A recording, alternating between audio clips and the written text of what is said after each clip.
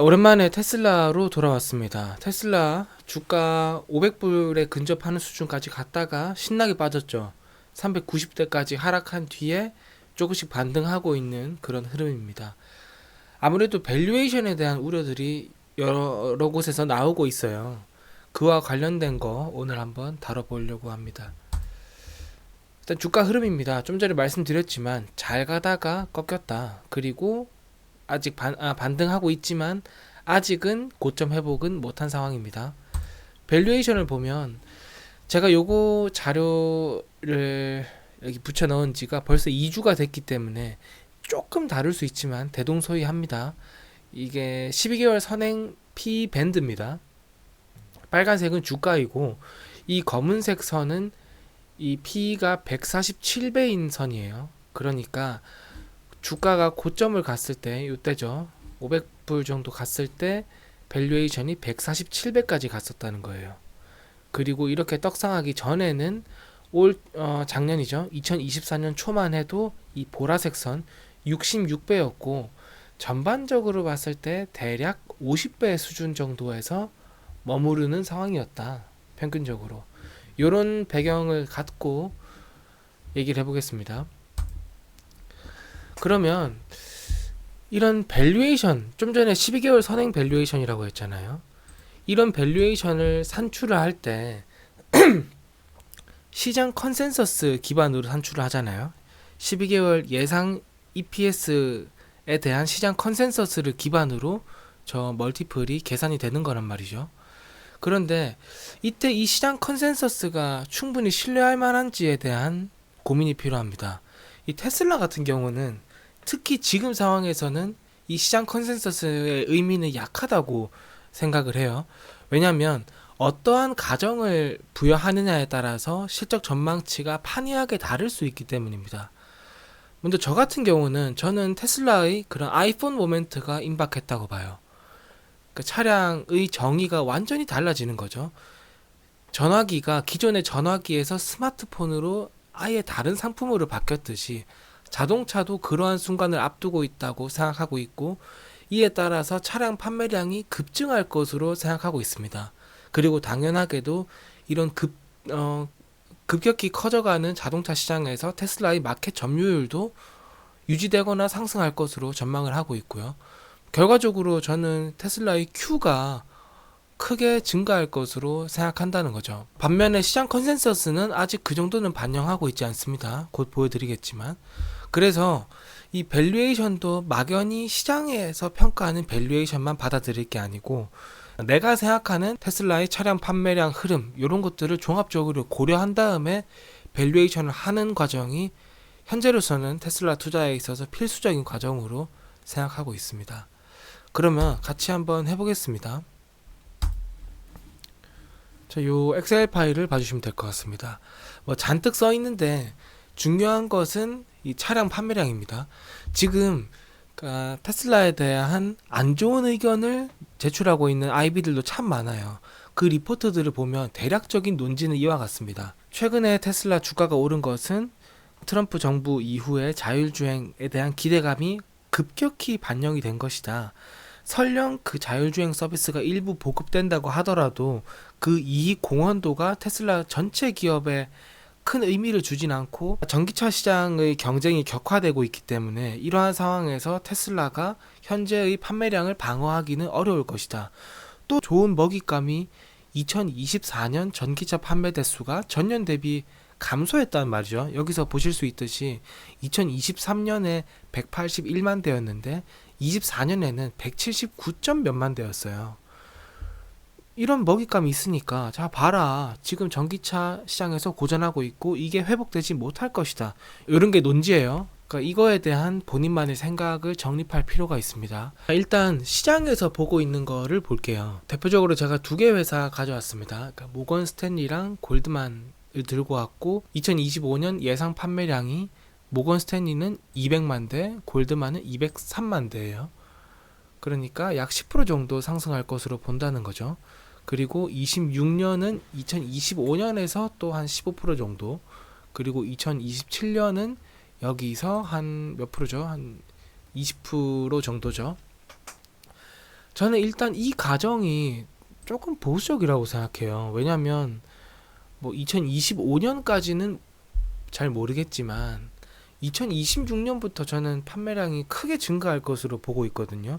그 근거는 2025년부터 unsupervised FSD, 그러니까 레벨 3 수준의 자율주행 서비스가 보급이 된단 말이에요. 최근의 데이터를 보면 작년에 이제 테슬라에서 프로모션 차원에서 FSD 버전 12에 대한 무료 체험 서비스를 제공을 했습니다. 그 이후에 FSD 구독률이 빠르게 상승한 것을 알 수가 있거든요. 제가 마지막으로 확인한 데이터가 북미 지역 내 구독률이 20%였습니다. 그러니까 10%대에서 20%대까지 빠르게 상승했다는 거예요. 그만큼 테슬라 서비스에 대한 매력도가 상승한 것이고, 저는 이것이 차량 판매 대수의 급격한 증가로 귀결될 것으로 전망하고 있습니다. 더군다나 작년에 보급된 것은 Supervised FSD예요. 그러니까 내가 꼭 핸들을 잡고 있어야 되는, 핸들을 주시하고 있어야 되는 자율주행 서비스인 반면에 올해 하반기부터 보급될 FSD는 내가 신경을 안 쓰고 있어도 되는 정말 그 미래지향적인 서비스란 말이에요. 그러니까 2026년부터는 저는 판매량이 급증할 것으로 보고 있어요. 요거 부분은 개인마다 생각이 다를 수는 있겠죠. 또 저는 급증할 것으로 보는 게 저가형 모델 나오고, 또 모델 Y도 이번에 리뉴얼이 됐어요. 혹시 보셨나요? 모델 Y 저는 개인적으로 디자인이 참 구리다고 생각했는데, 이번에 이 새로운 페이스리프트 모델이 나왔단 말이죠. 이게 원래 모델 Y고 올해 풀체인지 모델 Y 이런 식으로 나왔습니다. 요 예상도네요. 근데 실제랑 비슷하니까 그냥 이렇게 놔둘게요. 이렇게 나왔어요. 뭐 물론 뭐 국내 커뮤니티에서는 이거 코나랑 비슷하다고 조금 매도를 당하고 있지만, 글로벌리는 디자인이 괜찮다는 호평을 받고 있어요. 그 주력 모델 풀체인지, 그리고 저가 모델 나오고 FSD 서비스 매력도 올라가고, 이런 걸 감안하면 저는 이 차량 판매 전망치를 조금 공격적으로 제시하고 싶어요. 그래서 저의 전망치는 이와 같아요. 요거는 나온 숫자고, 내년은 20% 증가. 이 20% 증가의 근거는 일론 머스크가 2025년에 차량 판매량이 2에서 30% 증가할 것이라고 언급했어요. 물론 이 아저씨야 항상 좋게 말씀을 하시죠. 그거를 감안해야겠지만, 저는 어쨌건 이 레인지 최하단 20%만 반영을 했습니다. 그리고 2026년부터는 저는 이렇게 400만 대 수준으로 급증할 가능성을 절대 배제해서는 안 된다고 판단하고 있습니다. 뭐 그때 가야 알 수가 있겠죠. 그래서 저는 2026년 400만 대, 2027년 600만 대 이렇게 가정을 해보려고 해요. 이번에는 P, 그러니까 가격에 대한 전망이 필요합니다. 일단 IB들 가격 전망 보시면 2024년 42,000불, 2025년 4만불, 2026년 39,000불, 27년 38,000불, 가격이 낮아지는 것을 보실 수가 있죠. 골드만 같은 경우는 2027년 전망이 안 나와 있던 겁니다. 가격이 낮아지게 되는 배경은 이 저가 모델이 판매가 되기 때문입니다. 저가 모델이 나오면서 전반적인 ASP가 낮아진다. 그리고 저가 모델 비중이 아무래도 또 빠르게 늘어날 거 아니에요. 아직은 없는데 새로 나오면 그거의 공헌도가 조금씩 올라갈 테니 이렇게 가격이 낮아지는 전망치가 나와 있습니다. 저는 뭐 이렇게 낮아질 필요까지는 있을까라고 생각은 합니다. 왜냐하면 저가 모델이 나오는 것은 맞아요. 나와서 2025년에는 빠지겠지만, 그 뒤로는 일단 이 시장 내에서 테슬라의 경쟁력, 그러니까 FSD를 필두로 한 경쟁력이 있기 때문에 굳이 하락으로까지는 반영 안 해도 되겠다라는 생각입니다. 그래서 그 물가 상승률 3%만큼 2026년부터는 반등하는 것으로 전망을 했습니다. 그래서 자동차 부분 매출 전망은 이와 같아요. 이 숫자는 일단 넘어갈게요. 그리고 조금 빠르게 넘어가면 FSD 매출 공헌도도 저는 유의미하게 나타날 것으로 전망하고 있어요. 아까 말씀드렸듯이 2024년의 평균 제가 20% 수준까지 상승했다고 했지만, 연초에는 FSD 구독률이 낮았으니까 평균적인 2024년 구독률은 3% 정도로 지금 시장에서 분석하고 있어요. 이게 2025년에는 이 정도, 2026년에는 30%, 그리고 2027년에는 50%, 미국 내입니다. 이렇게까지 상승할 것으로 전망하고 있고 이에 따른 매출 공헌도 반영을 해야 된다고 보고 있습니다.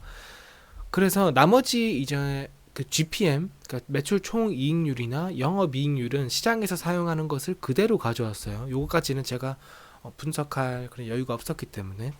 그래서 이런 가정을 반영하면 2027년 EPS 기준으로 현재 P는 50배 수준으로 저는 분석하고 있어요. 그러니까 다시 한번 돌아가면 시장에서 전망하고 있는 이 자동차 판매량 그저 그렇고요. 가격 꺾여요. 요런 거를 적용하면 2027년 이익 기준으로 92배, 그리고 2025년 이익 기준으로는 130배지만 차량 전망치를 긍정적으로 반영을 할 경우에는 2025년은 비슷하지만 2027년 전망치만 반영을 해도 50배 수준까지 낮아지고, 이거를 받아들인다면 과거 계속 있어 왔던 수준의 테슬라 밸류에이션으로 볼 수가 있다는 거예요. 저는 이러한 생각하에 현재 가격도 전혀 비싸다고 생각을 하고 있지 않습니다. 또 여기에 지금 제가 반영 안 한 게 있죠. 휴머노이드 옵티머스에 대한 기대감은 전혀 반영을 안 한 상태입니다.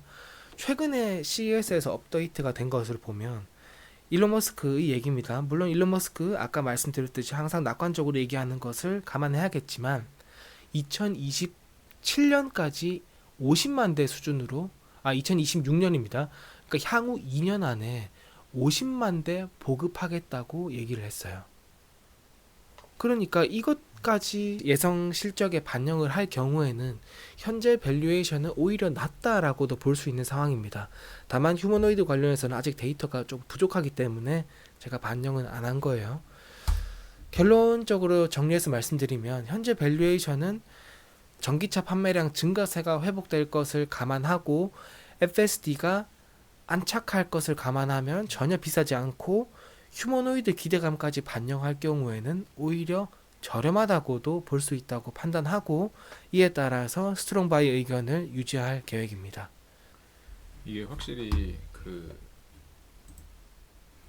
요게 이제 직접 뭐 밸류를 이제 그러니까 직접 이런 팩터들을 이제 추정 숫자로 넣어주신 거니까 확실히 뭐 좀 긍정적으로 보는 뷰가 있는 것 같고, 뭐 그거는 개인의 판단이니까, 예, 그걸 감안했을 때 그래도 밸류가 많이 비싸긴 하네요. 그렇죠. 그렇죠. 비싸긴 하죠. 근데 그렇죠. 테슬라는 항상 그 밸류를 받아왔고, 그렇죠.